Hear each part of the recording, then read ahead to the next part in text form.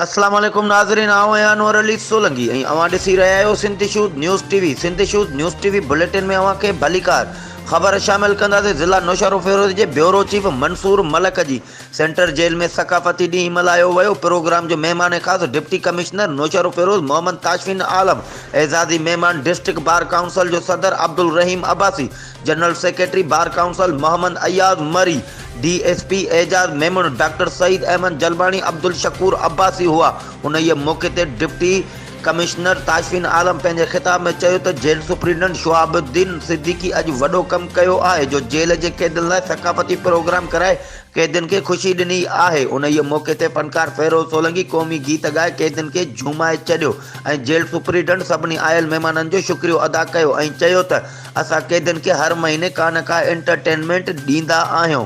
ही हुयूं हिन वक़्त ताईं जूं अपडेट्स। वधीक ख़बरुनि ऐं अपडेट्स जे लाइ ॾिसंदा रहो सिंध इशूज़ न्यूज़ टीवी।